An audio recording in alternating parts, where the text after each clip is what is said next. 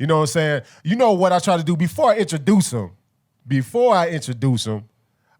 I like to bring on topics, man. Y'all know I normally do like hip-hop artists, but I took a little break. I said, I'm going to give me a fine co-host, somebody that's cool with me. So I got my co-host with me. Tinka, say what up, dog. Hey, what's up, y'all? Hey. That's what it is, man. But y'all know me, like, man, normally the topic's been a lot about hip-hop. We try to touch a lot of different spaces. We're still talking about hip-hop, but, man, we also want to jump out there and talk about a variety of different topics. Yeah.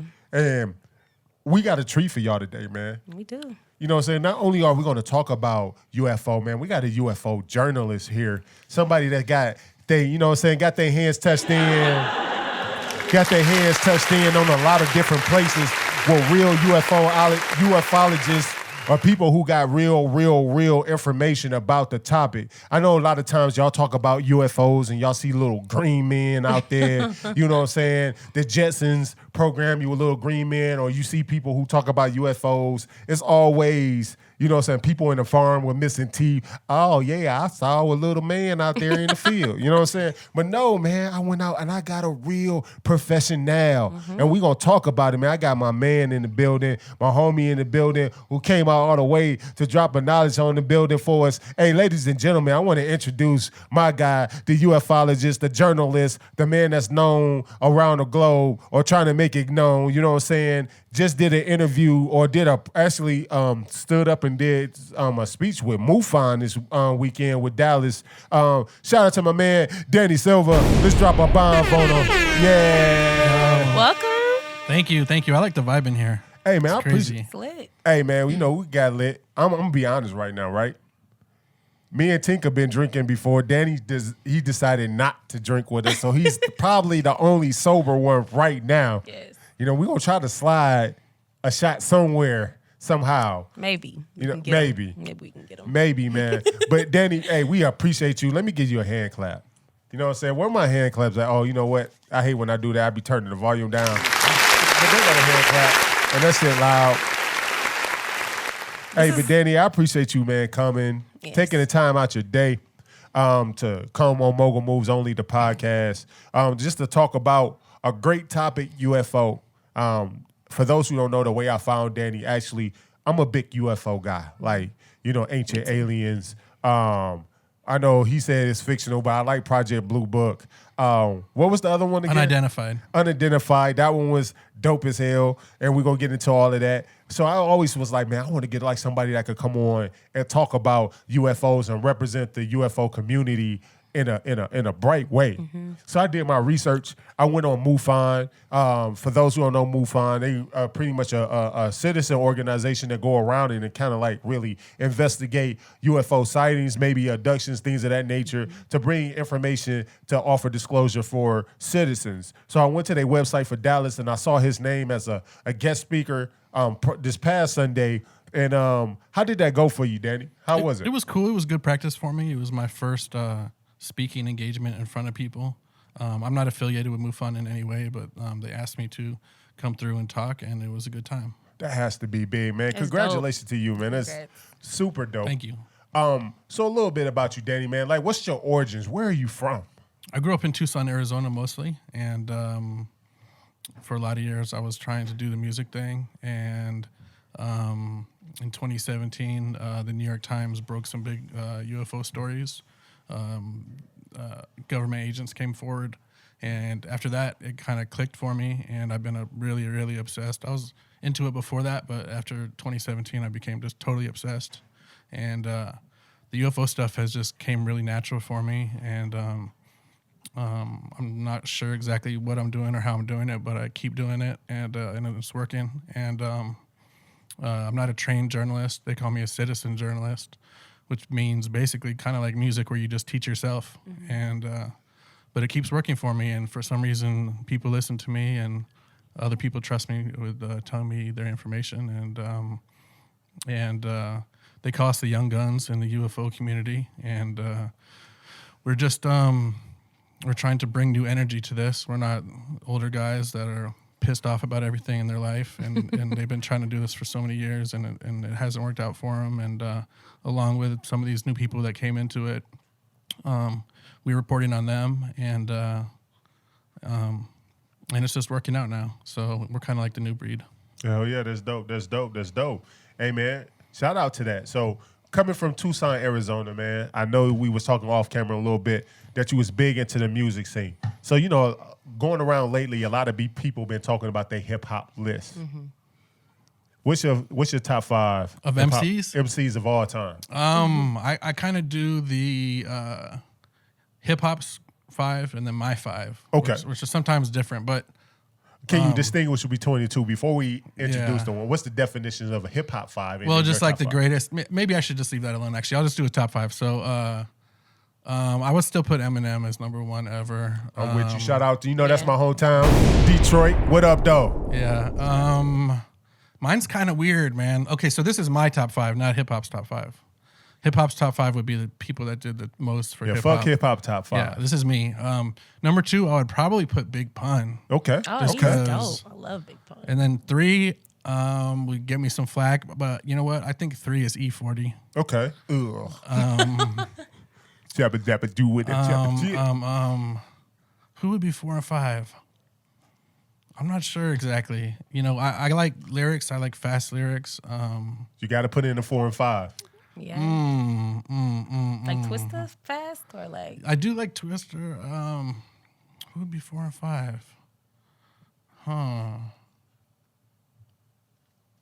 I like Cool Keith a lot. He's not the most intricate lyricist, but he's just a great entertainer. Okay. And 5, I would probably have somebody old school like Cool G Rap. Okay. damn. No Jay-Z or Jay-Z's Kendrick, amazing. kinda? Jay-Z's amazing. Kendrick is great. Those dudes are incredible. But this is just the top 5 of who I enjoy Got the it. most. Hey, man. Shout out to your That's a top dope 5. top 5. Tinka, Oh, my top 5? what's your top 5? My number 1 is J. Cole Okay. of all time. Okay. We're going to debate that one. But Gonna go debate ahead. that one? Okay. My number 2 is Jay-Z. My number 3 is Nas. Okay. Number 4 is Wayne. And my number 5 is Kanye. Okay. Yeah. Okay. So J. Cole and Nas fall into the same boat for me. Before I say my top 5, they both pick terrible beats. What? I love Their beats are boring as hell. I love them. They be spitting bars. Let's not get it twisted. They be Yeah. spitting bars, but they beats be so lullaby that it's not for me. I don't check in. So neither J. Cole nor Nas made my top 5. So my number 1, I'm going to throw you off for a loop. But I ain't going to throw you for a loop. My number 1, I'm going to go with Hove. Jay-Z number 1. My number 2, Andre 3000. Oh, yeah, he's nice. My number 3, I'm going to go Kanye. My number 4, DMX. Oh, yeah, he's raw. Number 5, and I hate to do this because if you go back to my earlier podcast, this list completely switched up other than Jay-Z and Andre 3000. My number 5,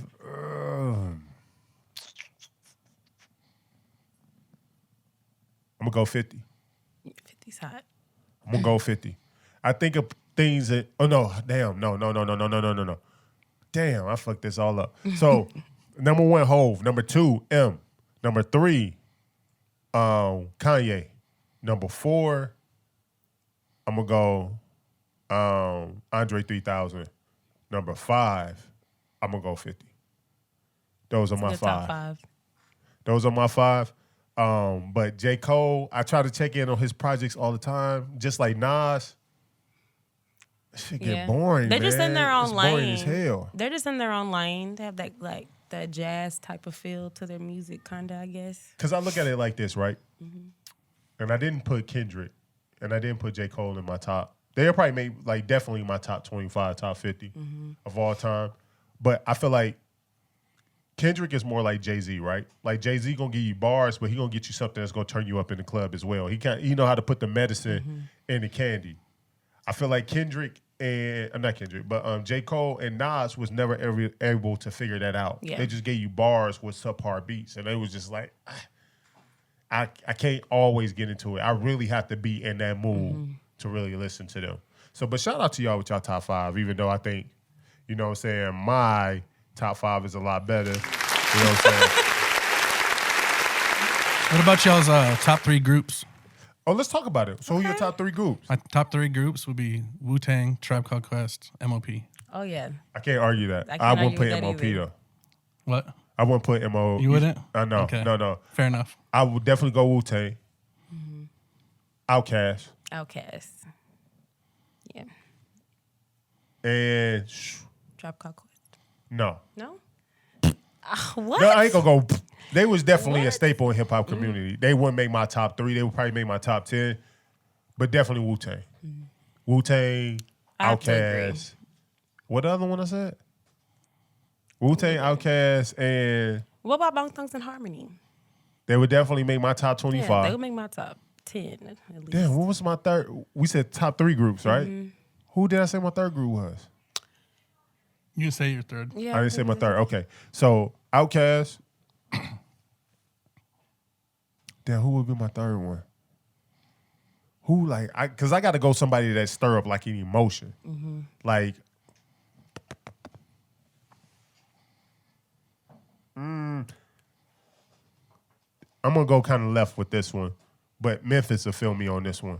I'm gonna go 8-Ball MJG. Oh Yes. yeah. Mm-hmm. It's a good one. So those are my 3. So, goddamn, Outkast, 8-Ball, MJG. Mobb Deep. Like Mobb Deep too. Yeah. Who? And Wu-Tang. Mobb Deep. Mobb Deep. Oh, Wu-Tang. Mobb Deep. Fuck with Mobb Yeah. Deep. So many of them. They got definitely. They would definitely make my top 10 of groups. What's yours? So you gotta do your 3, Tinka. My 3, I definitely agree with Outkast. It's like they're phenomenal. Tribe Called Quest, that was the first, like one of the first hip hop albums I heard in general. My mom was a hip hop head. And then number 3, I'd have to go with Wu-Tang. Okay. So then next list, most underrated artists of all time who don't get the credit that they deserve. What you think, Danny? That get overlooked. You know, honestly, I think because of his track record, everyone thinks he's a pop musician now. But if you look back, and some of his bars are really crazy, would be Fat Joe. Okay. So you a Terror Squad in there all day, every day. Yeah. Let's see who else that people don't pay attention to. Probably I would also put Kool Keith in there. Okay. You know, he has all those aliases, Dr. Octagon and Dr. Doom and all that stuff. Okay. I'm trying to think who else, man. You know, there's a lot of people that get taken, like Big L. Okay. Digging deep. Okay. Yeah. Who do I really like? I'm not sure who else. There's a lot of them. There's a lot of underground people. I was a big Dilated Peoples fan back in the 90s. Defari, if y'all remember him. No, I'm not familiar with him. I was a big fan of him in the 90s. I guess I'll just leave it at that. Okay. Tinka, You're your a most real hip hop head, huh? Yeah. you're underrated. Am I underrated? I'm gonna go with King Lowe's. Okay. I've been listening to him for a while. I love him. He's so talented. And I'm gonna stick it with 2. My second one would be Schoolboy Q. Okay. He's dope. I like Okay. Royce the 5'9" a lot. I was about to go there. Man, shout out to Detroit, man. Every time you say somebody from Detroit, we in here. What up, though? So, one of my top underrated artists of all times, before I say Royce, I'm going to say Jadakiss. Yes. Oh yeah. That's my guy. Because I'm into that real aggressive Yep. type rap. You know what I'm saying? Them bars, you know what I'm saying? So I would go Jada. Then I'm going to jump back and say Mos Def, a.k.a. Talib Kweli. I'm not Talib Kweli, but what you change his name to? Yassine Bey. Yassine Bey. Yeah. You know what I'm saying? And then my third, definitely Royce. He the only person I feel like could really go bar to bar with him. Because back in the day when D12 was beefing with Royce and them in Detroit, that shit was crazy. I remember that like yesterday, and he was giving their ass bars. Yeah, that Bad Meets Evil album is crazy. The Prime album is amazing. With Absolutely. Him and Premier. Yeah. Okay. So now I'm going to throw one more caveat. Your top 3 worst artists of all time. Oh man, I could probably pick anybody from 2019. Yeah. Oh, But sorry. who is the one artist? We don't got to go 3. Who is that one artist when they come on, it just cringes you? Like, fuck, no, Oh, I cannot gosh. listen. Some of this trap stuff, man, I could probably just put a bunch of trap dudes in a Right. hat and pull one out. and it'll probably be them. But I fuck with the whole trap music right now. I like some Kind of it, of. but who's just straight garbage? It's always someone new, right? Right? Who's the worst rapper ever? Probably Puffy.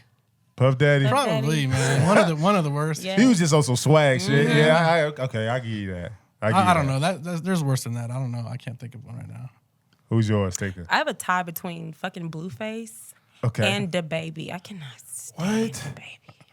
You think he's like the worst? It's just like, it's this ABC rap to me. Like, it's just like, you know? But that make your party experience dope. No, nobody want to be in the club hearing bars. I'm lyrical, lyrical. You ain't trying to hear that shit in the club. But and I'm not gonna lie, his music is lit. But as far as it's like you said, underrated, right? Yeah. Or overrated. No, the worst. Oh, worse. Yeah, he's kind of bad. No, man. In my See, opinion, he's kind of bad. when I get to the club, I'm trying to see some ass. Turn that shit up. I ain't trying to hear nobody talk about, yeah, that nigga spit bars right there. I ain't trying to hear no. But see, no. I like Black Youngster. See, it's just the baby. Something about him is just like I'm not with the music. Okay, so here go mine. The worst rapper for me of all time, goddamn Silk the Shocker. What? That nigga is trash. I don't think he's trash. Throw that nigga in the bag ASAP. That nigga raps so offbeat. Do you like him? I wasn't the biggest No Limit fan Man. growing up. I really wasn't. I challenge you guys. If I would play it on the podcast right now, but we don't have the rights to play it. But afterwards, I'm gonna let y'all hear that shit. He cannot double his vocals. He's offbeat worse than Blueface. And he's saying two different things on his dubs. Silk the Shocker is the worst rapper for me of all guess. time. That shit come on. He rap like he got Tourette's. Like he rap like he want to be mystical, but can't be mystical. You want to start something with a finish. But start it with a I think it's just raw shit, you know? It's just that raw rap that you have to have that raw rap sometimes. But you know what? Who I forgot to put in my top 5, and this probably should have been my most underrated because whenever I go out to the club, Rick Ross. Oh, yeah. You know what I'm saying? I be on my Rosé. fly fat nigga shit. You know what I'm saying? I be ready to step out. You know what I'm saying? I put on my diamonds and shit. I be ready to step out like, yeah, throwing Ross, and I feel like a boss in the moment. But Rick Ross interviews, him and Khaled, they annoy me in the interviews. Yeah. Because they sound like wrestling. You be like, Rick Ross, how was your day? You know, the bosses of boss days. I'm like, my nigga, just answer the question for me, please. You know what I'm saying? That's all I want, man. But Danny, I know you big into production. I know you saying you was doing some beats, man. Take us down that road. At what point in time in your life did you decide like production, music was possibly your call? I was really young, and I was the biggest fan, and I wanted to be involved, and I started DJing at like 17 probably. Okay. And that was back in Arizona. I was doing everything I could at the time. I was doing record label Street Team. Okay. So we would be promoting everywhere, getting the free vinyl, getting into the... So you scratching on vinyl? Yeah. I was scratching on vinyl for many years. I was DJing, and I wasn't... Real DJ and shit? Yep. Pulling crates in type shit? Yes. Yeah.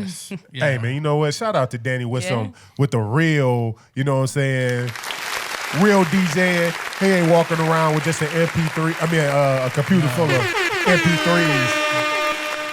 These young cats don't know nothing about carrying crates in. Man. It wasn't fun. It was really heavy. Matter of fact, back then I would tell people they're not paying me to DJ. They're paying me to carry in all the crates and carry in all the equipment, and that's what you pay me for.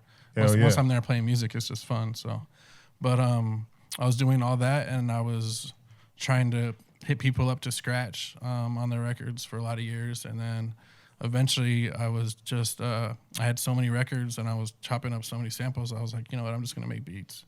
And I put a lot of years into that.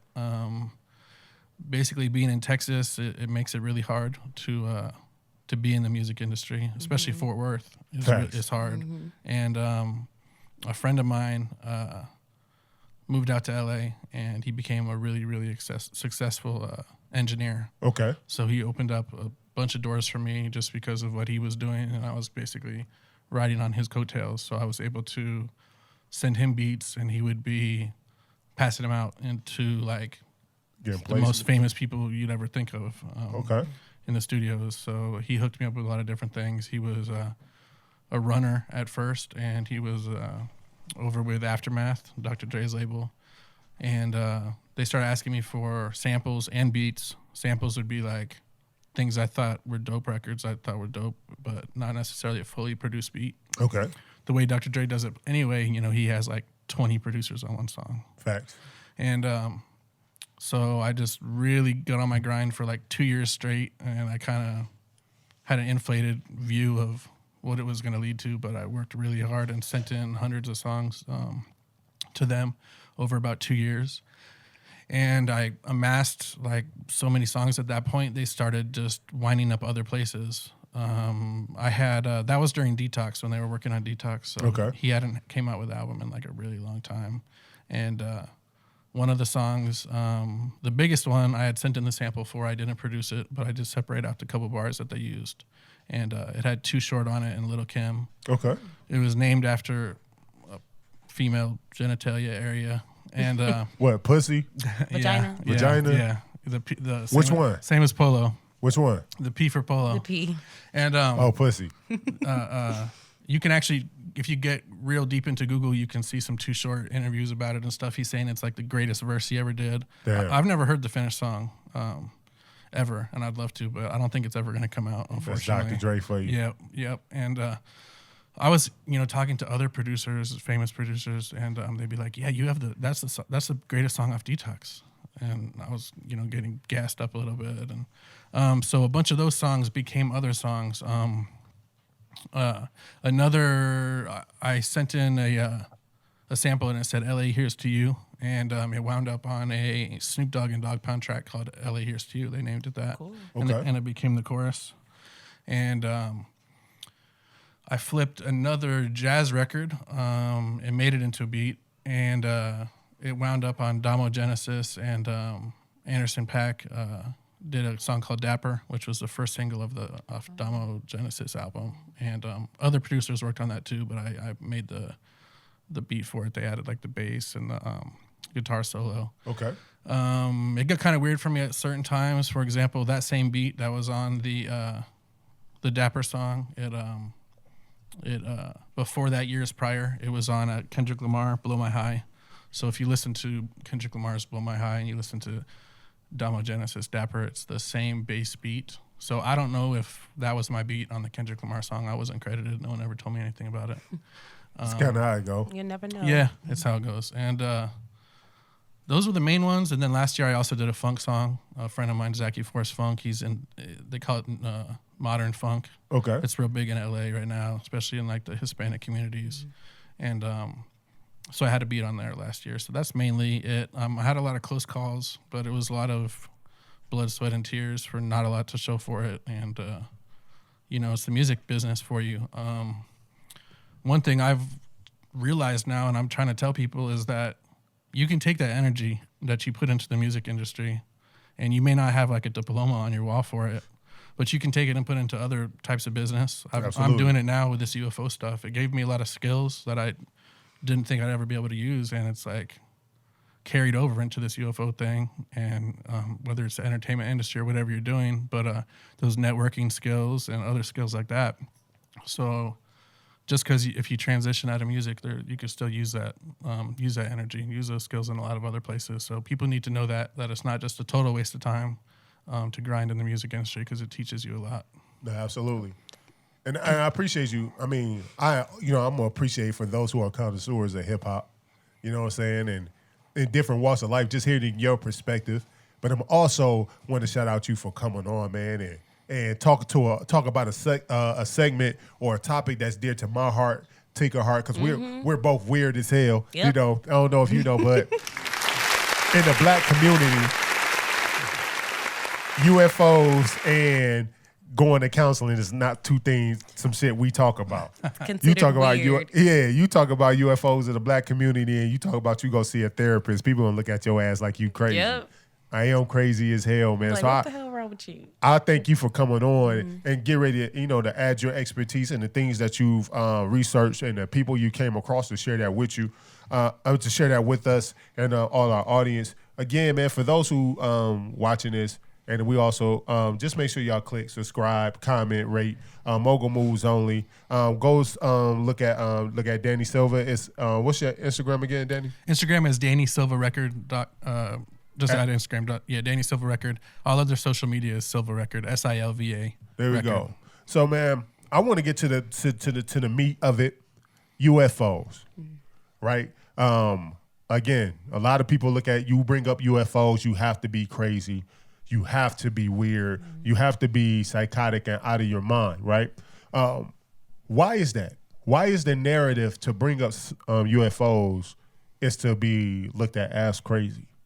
It's unfortunate. You know, some people say it's this government plan of disinformation that they've been doing for the last 70 years and trying to make it silly and make people laugh at it. And that's what's changed since 2017. The New York Times did a story. Now they've done 2 or 3 stories. 2 big ones, and we have government people on the record.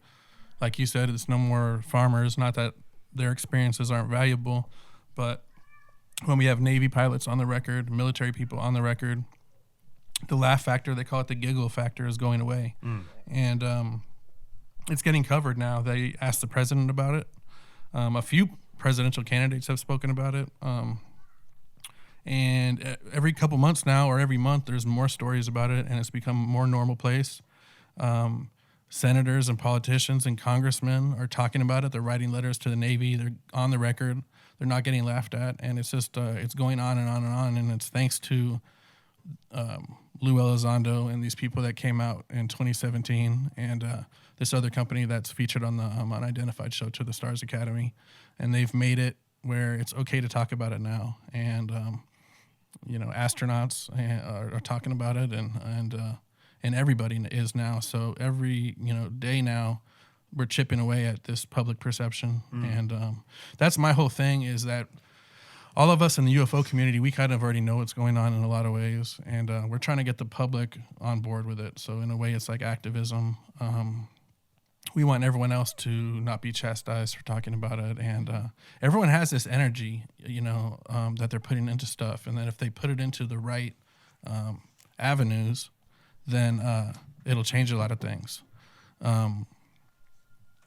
Whether everyone's into conspiracy theories and watching these crazy movies, and all you have to do is put it into facts, and it'll change a lot of perception. Why do you think it's so secretive, though? Like, why do you think they don't want us to know?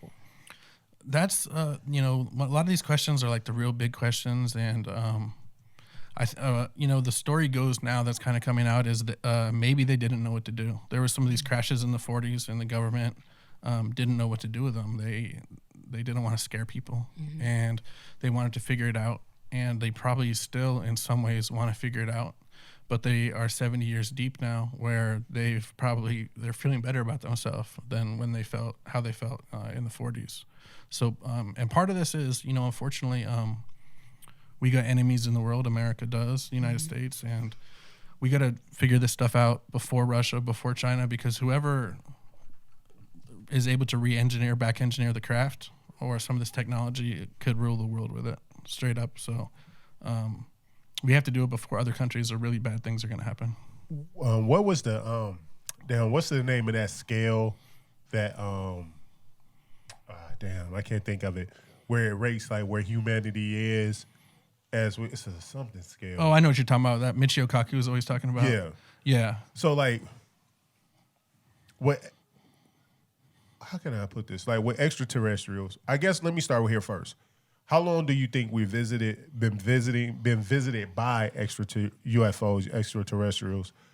Do you think because you look at you look at like a lot of biblical stuff. Like me and Tinka was talking about it the other day. Yeah.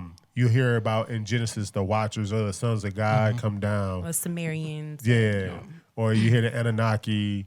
You hear those things. Like, do you feel like they've been around for a while, and if so, what is our purpose? What are we to them? Or are they just like zoologists, just how we go out and we look at animals and we research and study them, tranquilize them to take samples and to just see how they operate? Like, what do you think we are to them, and how long have we been watched? nobody knows for sure, but it does seem like a lot of the religious texts talk about it, and I wouldn't rule that out. A lot of this stuff is just definitions. So what one person would call a demon, or what one person would call an angel, or one person would call a regular person, maybe that's what in 2019 we call an alien, or we call a ghost, or whatever.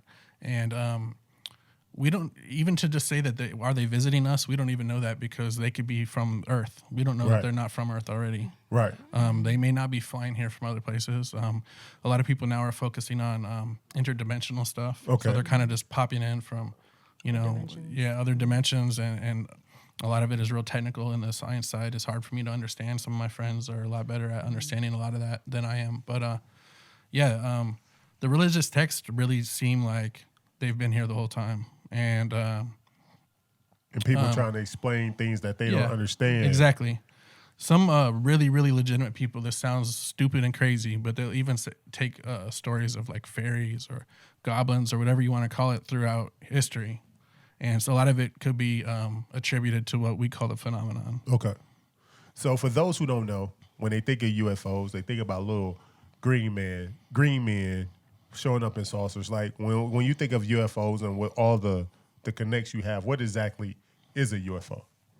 It's definitely a craft, the real craft. Now, they have properties of this interdimensional stuff a lot of times, and it makes the definition harder.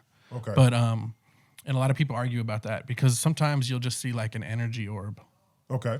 Where it's just, like a ball of electricity, or light, or whatever you want to call it. So they're not, 100% sure what those are, but there are also just craft, like actual craft, and they're crashing. I've written various blogs about how people claim to have pieces, including Unidentified show says they have pieces. To the Stars Academy, who runs Unidentified. The government has pieces. There's or even maybe whole craft. A lot of people ask the question, are they really crashing, or are they just throwing stuff down there for us to study it and giving it to us in a way as a gift or a present? So what do you think? I'm not sure. It is weird to think that they have all this technology and that they're just crashing. It's kind of hard to wrap your mind around that. Like, why are they crashing so much? So maybe it is really presents that they're giving us. They're just throwing us a piece of a cell phone, and we got to try to figure it out. So my big question is like, you know how like religion is like a mystery. Like we all think of God and we're like, okay, it's just this mystery person that everybody talks about. Do you feel like aliens and religion coincide together? Do you feel like it's part of the same, I think in a lot of ways it does. There's a lot of people that say if the more this UFO thing happens and the more disclosure happens, that it's going to rip down religion. Well, I disagree 100%. I don't think it's going to. I think if you're going to your church or your temple or your mosque or whatever you're doing, and they feel like you can't talk about this kind of thing, then you're probably going to the wrong one. Right. And I think everything fits together. That's been my big theory ever since I first started this stuff, is that everything fits in together. And I have talked to some very religious people, and they agree. Now, there also is certain religious factions in the government, and they think it's demonic to study UFOs. And they've actually gotten funding cut from certain government UFO programs due to religious beliefs, which is pretty interesting. It's been a big theme in the UFO community in the last few years. There was a program called OSAP, which was studying other paranormal things other than just UFOs. They were studying Skinwalker Ranch, which is a whole nother ball of wax. But their funding got cut, and then they ended up having to basically only study UFOs from a military aspect because it was getting a little bit too weird for them. So I think that's unfortunate. I don't rule out the fact that maybe some of what we call the others, we don't even call them aliens anymore, we call them the others. Okay. Maybe some of those are what we would call a demon, but at the same time, we still need to study it because we need to know the truth and we need to know what's going on. And that's my whole approach to the subject, that we should never stop studying it, even if we do think it's demonic and it's horrible. We at least need to know what's going on to defend ourselves. Some people think all of the others are angels, depending on who you talk to. Some people get abducted and their lives get ruined. Some people get abducted, but they don't call it abducted. They call it like this great experience they have, and they say it's beautiful. So with religion, so you don't believe that, like you got like the fundamental, the major three, right? Christianity, Judaism, and Buddhism and Islam. Well, I guess the top four. You don't feel like, especially with the monotheistic views of Christianity, Islam, and Judaism, you don't feel like those infrastructures would be disrupted if they found out, like, let's say even if it's interdimensional, whether it's from different planet systems or even interior Earth, whatever, you don't think the concept or the infrastructure of these religions could potentially be shaken or even diminished at the thought of like a major disclosure, even though we're going to get into the definition of disclosure? Do you think if that came to fruition that those religions wouldn't be altered? They could get messed up and get shaken, as you say, but my thing is that they shouldn't. And if they're coming from it from the right angles, they shouldn't. Now, there's always different translations, and there's so many different kinds of Christians, and everyone has their different definitions in their church and things like that. But I just feel like if you're leaving all that stuff out, it's not a good idea because it's reality. Especially, it's like trying to leave out a part of science, because at the end of the day, if the others are real and the phenomenon is real, which we think it is, then really it's really a part of nature. So you can't leave that kind of thing out, and especially with so many seemingly references to it in the Bible and in religious texts. It has to go hand in hand, and you have to. To me, it's cool because in a way, it's like you're defining and you're proving some of the things that are in religion. Because they're like, how did this happen? Well, maybe it was because of blah blah blah with UFOs, and that's how it happened. So in a way, to me, it's proving the religion. Like parting the Red Sea and stuff like that. You feel like that's part of like a extraterrestrial activity? Not necessarily like the Red Sea, but I'm sure there's certain things that have happened, and there's a really amazing book called American Cosmic by Dr. Diana Pasulka, and she's actually a religious scholar, and she wrote a UFO book. She was taken to a UFO crash site by the government. I know for a fact it's real, and 99% I think it's real, and but she gets real deep into the religious side of it, and they're able to pull stuff out of religious texts. She's been to the Vatican, and the Vatican Library and all that kind of thing, and they're able to show you actual like points in religious history that are probably came from UFOs. Okay, so when you look at it, we know that those who are upper echelon or powerful within the government have their reasons why to try to slow down or quiet disclosure. What would be some reasons why the government will want to hinder? Well, let's do this first. What is your definition of disclosure? And then we'll go into the concept of disclosure. Everyone has a different definition of disclosure. Basically, I think what it means is one of the definitions, at least, is just having the total public on board and buying into it and knowing that it's real. So that's what we basically consider disclosure. There's also another word that a lot of people are using. It's called confirmation. Okay. In a way, we've already had confirmation because we've had Navy pilots, and we've had New York Times, and we've had confirmation of government UFO programs. There's one called ATIP, Advanced Aerospace Threat Identification Program. It was all about UFOs.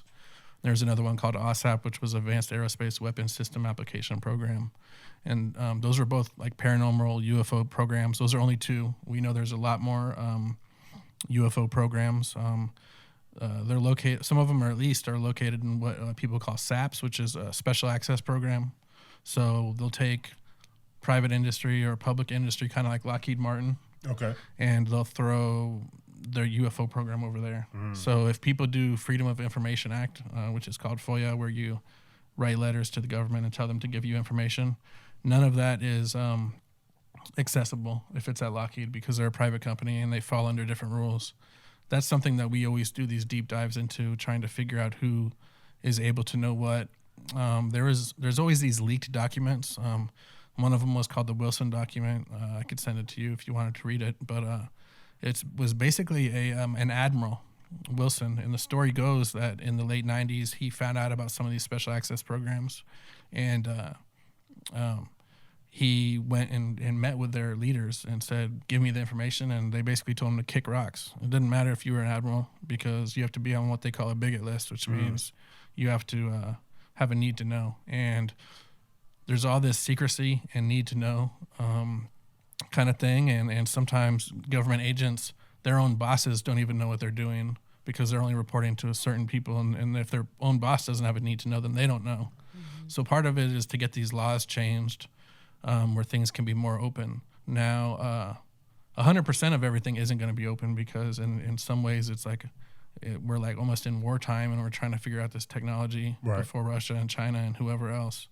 But a lot more of it can be out there. I know with Theodore Roosevelt, right? He had a pretty much, was it President Roosevelt that had pretty much an obsession with UFOs, and he was talking about he wanted to know what was going on in Area 51. And they tried to reject him information, told him, if I'm not wrong, that he had to have it wasn't a need to know for him, and he threatened to send the Army infantry in to possibly overtake Area 51. Why is it that you feel like the president, and he also warned about the military gaining so much power, like, why is that a threat, and why is it that the president is only privy to so much information when it comes to UFO technology and visitation? What the presidents know, everyone always debates and argues about it, so we don't know exactly what the presidents know.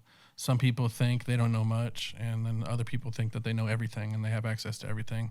I'm not 100% sure, but as far as the military-industrial complex, I mean, that is here, everything that they warned us about. When you're in that private military complex like Lockheed or Raytheon, or some of these other companies, they have less oversight, and they're able to do a lot more things that whatever they want to do, really. And the government might give them some infrastructure or some money, but at the end of the day, they're doing what they do, and it's an issue. Some scientist named Eric Davis, who right now is located in Austin, and he's on the record a lot about UFOs. He's had government clearances. Some of these special access programs, they don't know what the other special access program is doing. So one may be doing the same thing as the other one. Meanwhile, the government's spending like billions on it, and they're overlapping, but they don't know because they can't talk to each other. So there's just a lot of issues with communication. That was a big story with 9/11, how, maybe FBI wasn't talking to CIA and so on and so forth. But just imagine how it is with the black budget programs. Absolutely. Yeah. So, we're just speculating, and obviously I'm not a government agent and I don't have access to a lot of things, but when a lot of these same people that I trust are talking about the same things with special access programs, it makes me think. And there probably is also UFO programs just like in the Air Force and in the Navy and other places, but really does seem like a lot of them are also hidden in the special access programs. Do you feel like that maybe like some of our government officials meet with extraterrestrials to get a borderline or like to give guidelines to them, like, hey, you can't just be coming in and abducting people or whatever? It sounds so crazy to even talk like that or even say it, and I would have never believed it.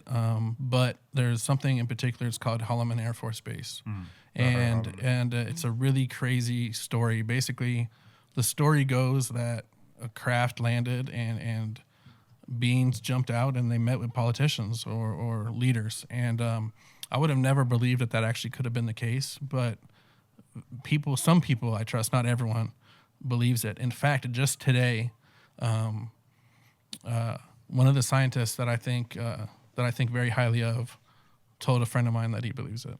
And it's amazing. And there's another guy named Jeremy Corbell who did the Bob Lazar documentary, and he did the Skinwalker Ranch documentary, which is, I think, on Netflix right now. And he believes Holloman Air Force Base was real. I wrote a blog about it about a year ago. But when these serious guys believe something, it makes me think twice. So maybe Holloman really did happen. Do you think what if we are being visited by extraterrestrials? And why are they visiting Because obviously the technology possibly is, of course, way more advanced. If they're coming interstellar travel, of course, they're way more advanced than us. Why are they showing themselves to governments versus just making an all-out disclosure? Like, what do you think what are they here for? That's the big one of the big questions. You know, they're deceptive because they can, if they wanted to, land on the White House lawn, quote unquote, that everyone talks about, or land at the Super Bowl or something like that, and they're not doing that. So it's frustrating. You know, a lot of people want them to, so we don't have to mess around with this stuff. In a way, me focusing on the government so much, in a way, is wasting time when you think about it, when I should be focused directly on the phenomenon. But me focusing on the government is what I'm good at, and some of my other friends are more good at focusing on the phenomenon itself and consciousness and other things that's hard for me to understand. So back to disclosure. Because, you know, me as a citizen, not a part of any type of privatized government programs or Raytheon. In fact, my brother actually used to work for Raytheon in Boston. He made computer chips for missiles. But not, and in the community I live here in Texas, majority, like 90% of my neighbors work at Lockheed. Mm-hmm. And, you know, just talking to those guys. With that being said, it's like, damn, I lost my train of thought. Anyway, when it comes to like aliens and all that stuff, man, like it seemed like they popped up on the scene more so than ever now that we have the capabilities of really just obliterating ourselves. Do you think, again, I kind of look at them, it seems like the way they operating is really like how zoologists operates when they in sub-Saharan Africa and they watching lions. Definitely. It's like, I'm going to watch you, I'm going to observe you. I'm not going to really intervene too much unless the intervention is you so detrimental to yourself, I have to jump in to help preserve this species. Are they treating us like that? Or are we in another transitional phase where they're upgrading us? It could be. You know, a lot of people say, well, they must be good because they haven't blown us up. Well, would you blow up your farm? Or would you blow up your pets? Not necessarily that that's 100% the case, but to me that's so dumb when people say they haven't blown us up yet, so they must be good. Bro, if we're farm animals, then that's why they wouldn't have done that. But what was the rest of it? Well, bringing up when you said the farm animals part. If we are, let's just take that, let's ponder on that part. If we are farm animals to UFOs or extraterrestrials, what resources are we giving up for them? Like, what are they wanting from us? Nobody really knows for sure. Some people kind of take it back to the biblical thing where maybe we have souls and they don't exactly have the same souls as us, and you can tie that into religion. Nobody really knows. There's a lot of allegations that they're taking, fetuses and this kind of thing, and I don't rule it out. It could be happening. Some scientists think that there really are abductions. Other scientists think that it's secret government programs that are doing the abductions, and there really isn't any. So it's really hard. I've talked to really important people, and not all of them agree on what's going on. Some of them think everything is secret government programs, and there are no aliens, and all the UFOs that people see are from secret programs. That's the minority. Most of them think that they are actually from the others. But even the scientists argue amongst themselves, just kind of like how people argue on Facebook and Twitter, except the scientists are doing it on emails or in conferences, and we don't hear about it. But they're arguing the same as we're arguing about sports.